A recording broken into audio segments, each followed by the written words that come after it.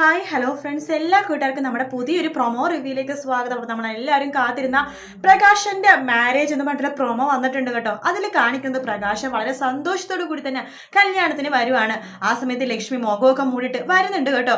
എല്ലാവരും സന്തോഷത്തോടു കൂടി തന്നെ നിൽക്കുവാണ്. ഇവർ കല്യാണം മുടങ്ങുമല്ലോ, അപ്പോൾ അത് കാണാൻ വേണ്ടി കിരണൊക്കെ മുമ്പിൽ തന്നെ നിൽക്കുന്നുണ്ട്.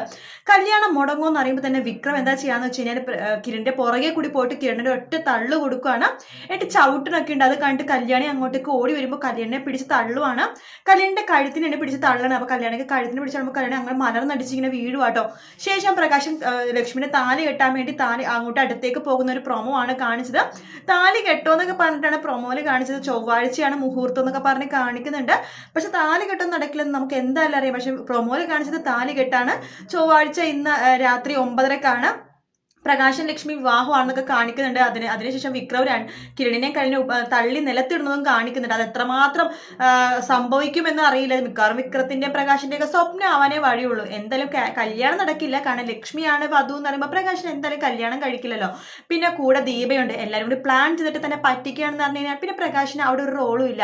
എന്തായാലും അടിപൊളി പ്രൊമോ കേട്ടോ. കണ്ടിരിക്കാൻ നല്ല രസമുണ്ട് ആ പ്രൊമോ കാണാനായിട്ട്. കാണാത്തവരുണ്ടെങ്കിൽ ജസ്റ്റ് ഒന്ന് കണ്ടു നോക്കുക. ഇട്ടിട്ട് കുറേ നേരമായി, കണ്ടിട്ടുണ്ടാവുമായിരിക്കും. കാണാത്തവരുണ്ടെങ്കിൽ ജസ്റ്റ് ഒന്ന് അവരുടെ പേജിലുണ്ട് കേട്ടോ. വീഡിയോ ഇഷ്ടപ്പെട്ടെങ്കിൽ ലൈക്ക് ചെയ്യുക, സബ്സ്ക്രൈബ് ചെയ്യുക, കമന്റ് ചെയ്യുക. മറ്റൊരു വീഡിയോ നാളെ രാവിലെ കാണാം. Good night, take care, bye bye.